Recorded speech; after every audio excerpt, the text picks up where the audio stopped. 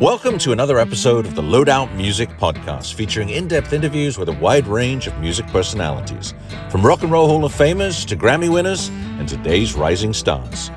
Recorded in St. Louis, Missouri, now here's your host, Aaron Perlitz of Atomic Junction. Welcome back to the Loadout Music Podcast. As always, I'm your host, Aaron Perlitz, and today we're joined by the Grammy-nominated Tony Kamel, who you might know from his days fronting Wood and Wire, perhaps a solo hit single Amen, or possibly just for having the name Kamel. But either way, it's an honor to have Tony on the show. Thanks for being on, man.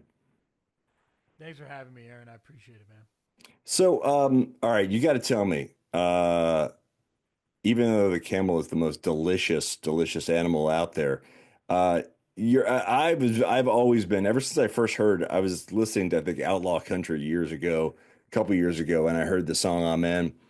And so I was familiar with your catalog a while back. I was not, quite frankly, familiar with Wood and Wire. But your last name, it has always been a curiosity to me. Is it a shortened version of something? Because I know my name is, and a lot of us who have been here a couple generations had their family do that. Or is it just is what it is? It's Lebanese. Lebanese, okay. Yeah, I'm half Lebanese. My dad's side, my dad was 100% Lebanese. He was my grandparents. They grew up in East Texas, but they immigrated from Lebanon, and their families did. They were both full Lebanese, and it's a really common Middle Eastern last name. You see it a lot in Egypt and other parts of the Middle East as well, but in Lebanon, I mean, it's really, really, really common. So was it originally pronounced Kamel and then it was Americanized? I think so. Yeah. I couldn't tell you for sure, but I'm guessing that's the case. And it's kind of hard because I'm glad you brought it up because it's spelled Kamel, if anyone didn't look at the details of this podcast. But most people, they might hear my name on the radio or something and they'll look up Campbell's soup spelling, and then they'll never find me. Yeah. Frustrating. I probably should have changed it or come up with a stage name, but I don't think I could do that to my granddad. Yeah, I feel you. So, you're based in Houston, right? Did you spend or grow up in Texas your entire early life? I'm based in Austin. Oh, in Austin, okay. I grew up in Houston. I was born and raised in Houston, Texas. I came to Austin to go to UT, and I've been here ever since. I've been here for quite a while now. I've been here longer than I lived in Houston. But I got a lot of Houston is near and dear to my heart. It's where I grew up, and there's a thing there that is, I think, misunderstood. And so I have a lot of Houston pride, and I love living in Austin. I'll be here till I die. Yeah, Austin is kind of its own little unique island within the entire state of Texas. For those who have not spent a lot of time in Texas, and Houston is definitely more kind of traditional Texan in terms of the culture of the state. So, what was your you said you went to Austin to go to UT. At what point do you get into music? What's your gateway drug into it? Most people, it can be church, it's family, it's whatever. Their dad gave them a guitar when they were 12. What was your entryway into it? I always loved it growing up. Just loved listening to it first. I'd listen to music every night as I was going to sleep, classic rock and things like that. And growing up in Houston, it's a super diverse city, and there's a lot of different kinds of music. There's a big hip hop scene as well, and so it was kind of like it was. And there's a blues scene and a jazz thing going on. So there's a lot of different stuff sort of swirling around in my orbit. I found a guitar in my mom's closet, a couple of old classical guitars, and that's where I started. And it's still here in my office back here on the couch. I still have that guitar, and it's probably worth $300, but I'll never sell it. It's priceless in my world. But over the years, I just kind of, my cousin played some, and we would kind of learn together through Guitar Player magazine, and I was learning as I got into high school. A bunch of my friends would listen to all different kinds of music, but it was a lot of country music, like Texas country, which is sort of a thing here in the mid '90s. That was mid to late '90s. That was a specific thing that was developing, and a bunch of jam bands too. Fish and String Cheese Incident were, going really strong then. And those bands especially teased bluegrass style music. And so that got me interested in that. But I just liked playing guitar. I liked writing songs. I didn't really do it for other people, but I just liked doing it. And it was always a hobby for a long time. And then I'll condense the story, but after college, all my friends left Austin, and I didn't have a lot to do. And so I really dug into learning bluegrass music, which is difficult. It's really high level of playing is required in that genre. So I was learning from YouTube videos of Doc Watson and stuff, and eventually found people just to jam with, and got involved in the Central Texas Bluegrass Association, and eventually met the guys that formed the bluegrass band I was in called Wood and Wire. We had a good run. We got to go to the Grammys, all that stuff, and now I get to talk about it all the time, and it gets some emails answered here and there, And then Wood and Wire broke up in 2020, and I made a solo record in 2021, and now I'm releasing my second one. Yeah, and it's funny. I don't think people necessarily think of Texas being kind of a bastion of bluegrass music. But yet, as you said, you were able to find kind of a community there where you were able to kind of build on your interests and build on your bluegrass skills. And you're right, the speed and hand dexterity it takes to play is it's hard. Dude, I'm telling you. And I wasn't very good at it when I started playing with some of the best players around Austin. I would go to this jam, and the guys were so good. But I could sing. I knew I could sing as well or better than everyone else there. That I had. So then I was sort of welcomed into the upper echelons of the upper levels of playing and players to more like higher level jams and stuff because I could sing. And so, but I was surrounded by people who were way better at playing than I was. And that includes now, and when Wood and Wire was going crazy, the other three guys in that band are three of the best individuals at their instruments in the world. And that's true. But so I was always trying to play up to their level, or at least not look like an idiot. So I had to practice a lot, and it really made me get pretty good just because I was around such good players and learning from them. Now, I know your first solo album, Back Down Home, came out in 2021. So we're kind of like on the tail end of COVID, which, I don't know about how you feel about it, but COVID just kind of has dramatically altered the music landscape in so many ways, that some seen, some unseen.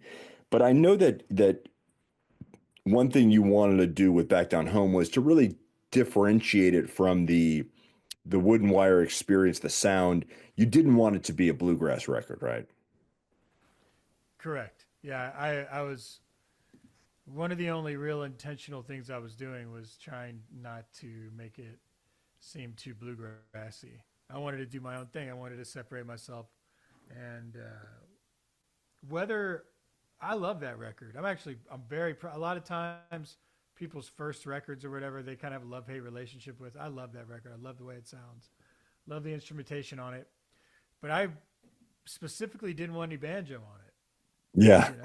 And I Bruce Robison, the producer, he was surprised. He was like, "No banjo."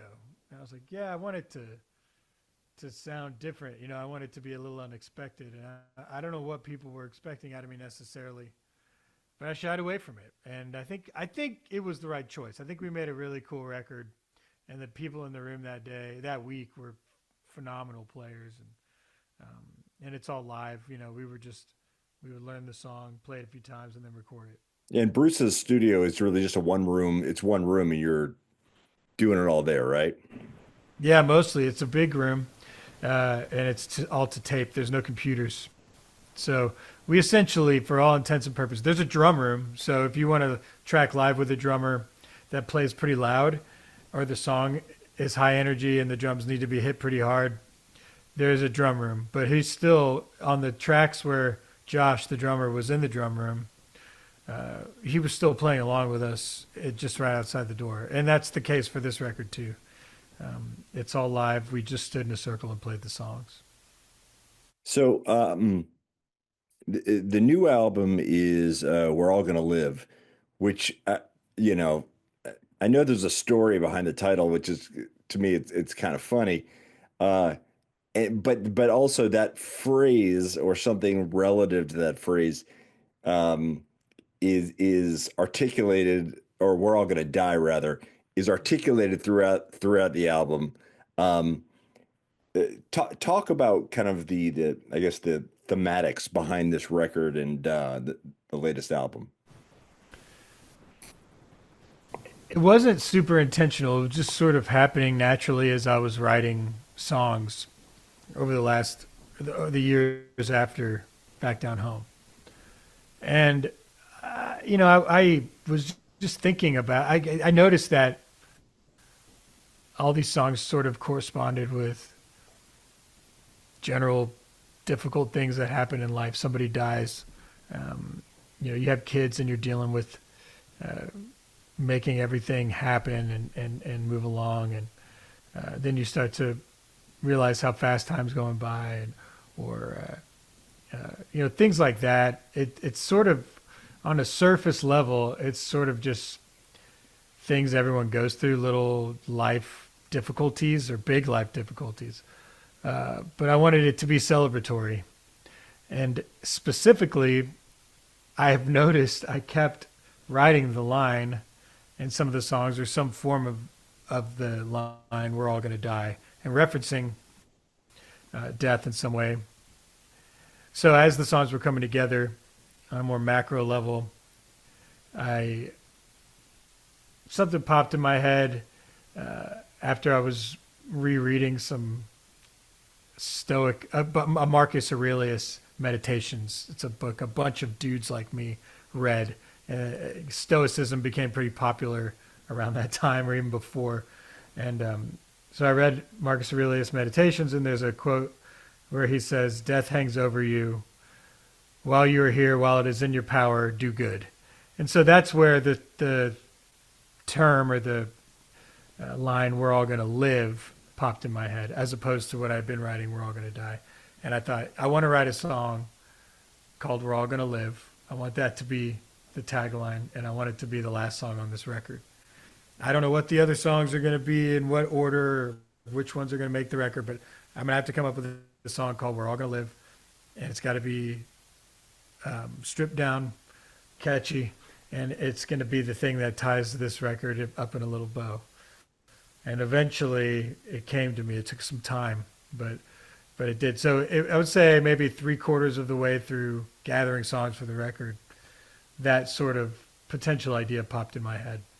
Do you think maybe subconsciously, as a relatively new dad, that some of it is you kind of wrestling with your mortality, and you're thinking about, the length of your life and how long you can be there for your child?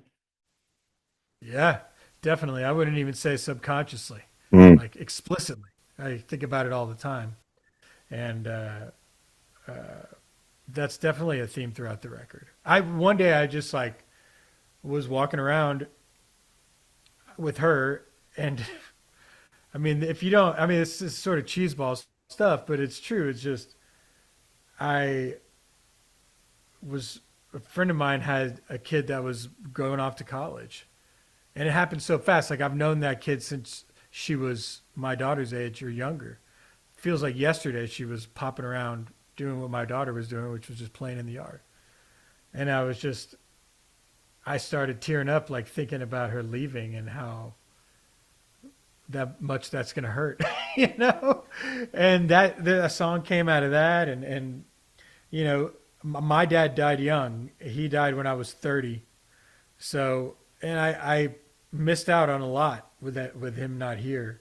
Do you think that's part of the self-examination of the mortality, because you're reflecting back on kind of what you wish you could have had or you missed out on without your father, and you want to make sure that your daughter has as much of you as possible? Absolutely. Almost nothing I do isn't thought about through that lens because it was a traumatic way. Losing him that young was traumatic. It's nothing new. Lots of people lose their dad before they're 60 years old, before lots of people lose their fathers young. But it's a club you don't want to be in. It's a club that when you're in it, if you're lucky enough to be close with your parents and you lose one of them young, it shapes you. It just does. And there's a lot of repercussions and residual stuff that happened as a result of that. So almost everything I do is seen through that lens, and I miss him like crazy. I wish he was here, but he's not. And I wanted her to have these gifts, like a couple of gifts from me. Doesn't matter when I die. I could die tomorrow, or I could die at 100 years old and get to know my grandkids really well. But she'll always have these messages and these little things, and I want people to be able to listen to them themselves and apply them to their own relationships, whether they're their actual fathers or actual parents or just someone that they're real close with. Yeah, yeah. I know my favorite song on the album, at least thus far, is "Line Through My Teeth," and I think it might be. I actually really love the arrangement. I love how you kind of split the bridge instrumentally between. I believe you start off with violin on the instrumental part, and then is it a mandolin you jump to, and then I also found it interesting, Old Dangerfield, because to me, there's no question that that song has some roots in bluegrass, uh, and so I thought to myself, all right, so maybe he's kind of easing up on trying to get away from bluegrass on this record, but there's some really interesting pieces throughout the entire record, I think. Thanks. Yeah, I'll start with "Line Through My Teeth." I think that might be my favorite on the record too. Um, as I said, each song sort of represents difficult things. I don't think there's a single person listening to this, watching this, that doesn't have someone in their life that suffers from addiction.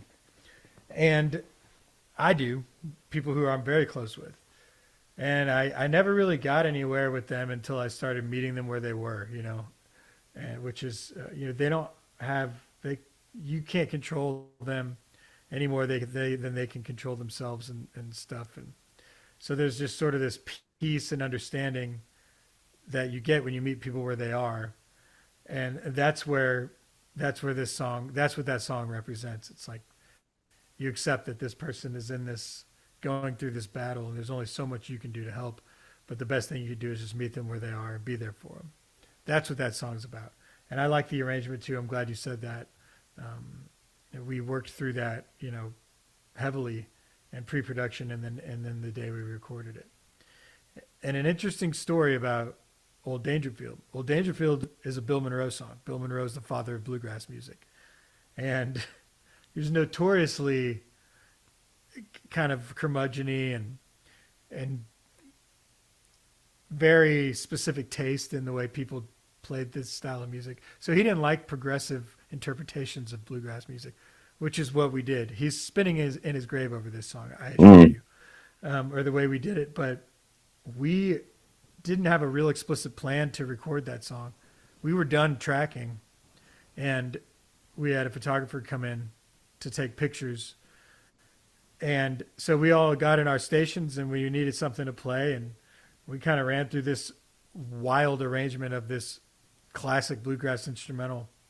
And instead of an acoustic mandolin, Kim Warner, who played all the mandolins, played his electric mandolin. There's no electric guitar on the record. Anything you hear that sounds like electric guitar is some sort of electric mandolin, actually. So it's got a kind of a unique thing going there. But we just threw that song down, and it had a really good energy, and we kept it. And I'm glad we did, because I think it adds a nice, interesting lift to the record as a whole. And thematically, I thought it worked because of its sort of controlled chaos kind of vibe. You know what I mean? So Yeah.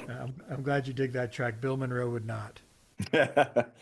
Yes. Speaking of digging a track, I was just digging into whatever I could find of your work, and I found your cover of Black Hole Sun, which which I love I love when bands will or artists will take a song that is a little maybe outside of their expected genre and make it their own. I know uh my band Atomic Junction, we've been working on an Otis Redding song, even though we're more of kind of like a roots rock and roll band. But I love kind of what you bring to Black Hole Sun. It's a great interpretation of that. What made you want to? Is that just one of those songs like when you were coming up playing out that you would play out like in some shitty bar where no one was paying attention to, and after a while you're like, this is pretty fucking good, or was there something behind that for you to actually record a cover of that?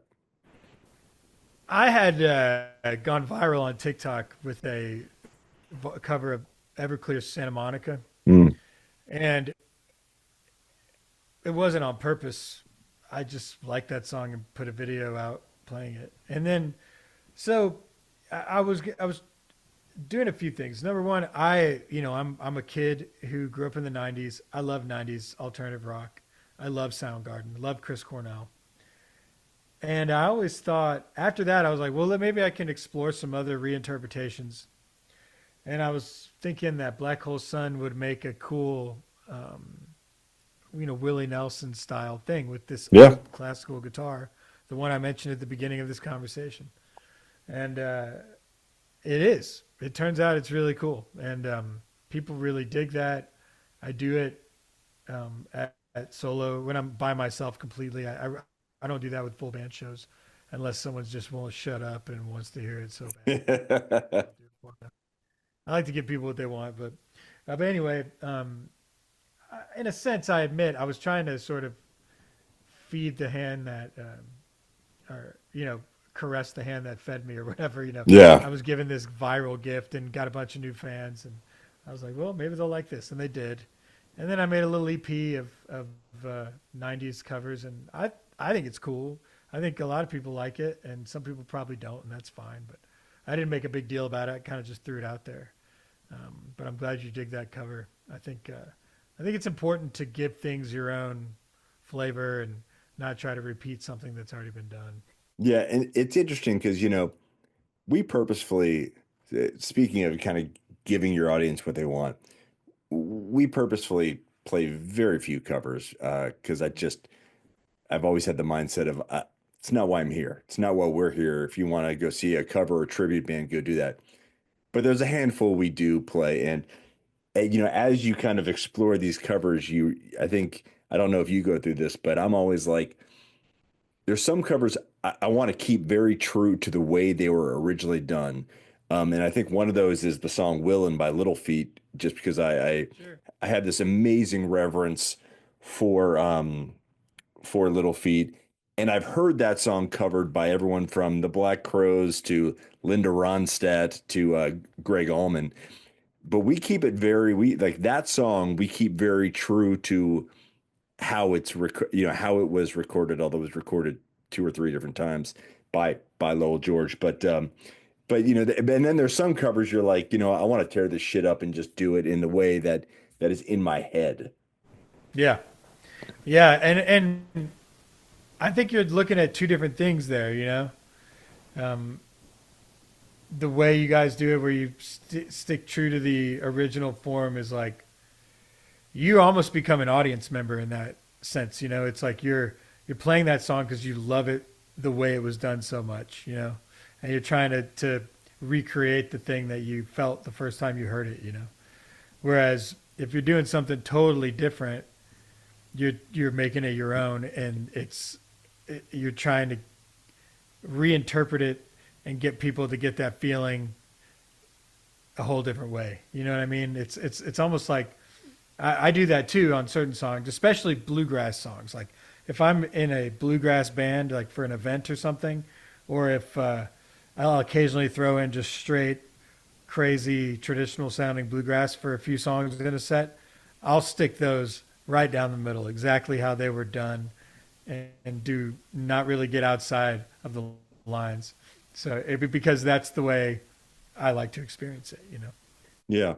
So let's talk a little bit about I imagine, you know, the typical strategy is you put out a new record and then you hit the road and you got to go promote that new record, or at least the record in today's economic environment has given you an excuse to hit the road. So what does this summer and I guess the rest of 2025 hold for you? I'll be pretty busy the next couple of weeks doing a lot of regional stuff. Yeah. I'm going to Chicago for a festival, the Winnetka Music Festival. That's June 21st, I believe. And I'm headed to Chicago a few weeks before that to do sort of a pre-party thing. And on the way to the second Chicago trip, I'll go to Nashville to do something. And but for the most part, regional touring. I'll occasionally hop on a plane and go somewhere. But I rarely bring the band out of state. I only bring the band out of state if the demand is high, or if there's a festival that really wants, or a concert series that's like, we really want the full band, and they're willing to pay for it. Because I don't bring a full band out unless I can pay the guys well.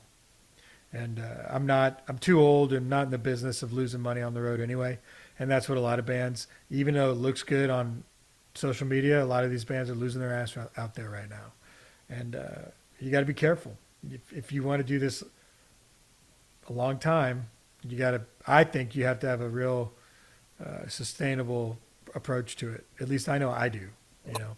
Yeah, I mean, let's talk a little bit about that before I let you go. I mean, it's a weird environment. I mean, unless you're at the level where you're playing stadium shows and things like that, or big festivals, post-COVID, I mean, I speak to other bands, local touring, ones that have records deals, bookers, club owners, and it feels like just a lot of people are scratching their head and they can't quite figure out what the hell is going on with audiences these days. And it's almost that they've been COVID conditioned people to stay in and not go out. What's your experience been like? I think people are hurting for cash. Yeah. I think that the medium-sized and large music industry has been monopolized, and I think tickets are ridiculously expensive. I think ticket fees are ridiculously expensive. I think that it's unsustainable, and I feel like there's reasons for that. I don't want to piss off any overlords or whatever, but there's an issue with it being too big, with Live Nation being too big, and ticket prices being too expensive, and ticket fees adding to that, and the beers and alcohol sales in those venues are through the roof. Like the prices are through the roof. A beer is $10, you know. A cocktail can be $18-20 in some places. It's not sustainable. There's people don't go out as much because it's expensive, and I certainly agree that COVID may have conditioned some people to stay in, and I think that's part of it. But I think a bigger part of it is people can't afford it. They just can't. You know, a $20 ticket isn't a $20 ticket. It's a $40 ticket. It's a $38 ticket, and then they want to see their favorite bands who are big. They can only do that once or twice a year, maybe, you know, because those tickets are way up there and those ticket fees are way up there. So, but what I do think is cool is there's still an appetite for these smaller independent rooms, 100 cap rooms, 150, 200 cap rooms, where you can get an intimate show, and a $20 ticket is maybe not $20, it might be $22.50 or something, you know, with a ticket fee or something like that. Because they're using Eventbrite or something like that, but it's way more reasonable and it's more fun. It just is. Like, the smaller rooms are a lot of fun, and it makes it hard for someone like me to justify financially bringing a band to those kind of rooms. Yeah. But I work really hard at making a compelling solo or duo show. So I don't know, you know, I'm not here to talk, to badmouth any corporate entities, you know, but I think there is an unsustainable issue. I think they know it too, because I don't think they're doing as well in those venues either. those venues aren't packing out every weekend like they used to. And I think a big part of it is because it's just too expensive.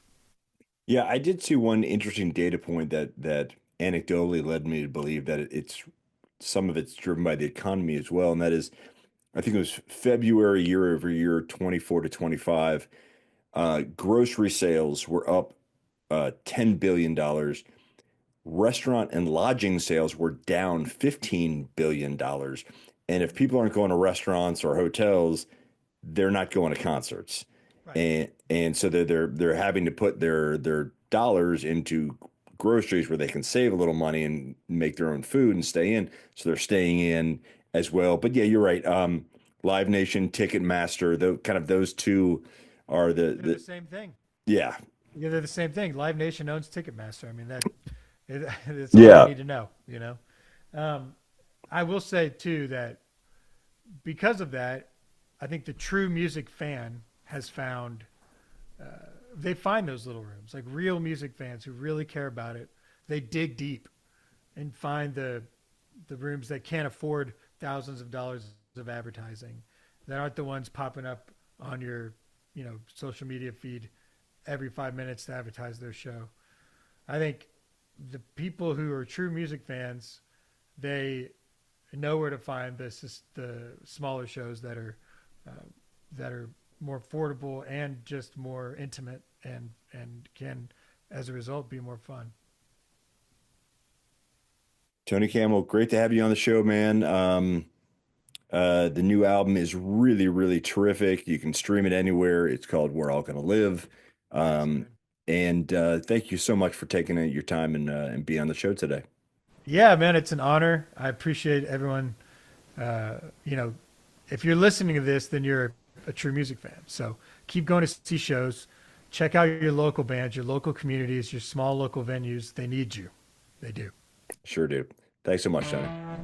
Thanks, guys. Take care. Thank you for tuning in to another episode of the Loadout Music Podcast, hosted by Atomic Junction frontman Aaron Perlett. Find all of our episodes and more at loadoutmusic.com.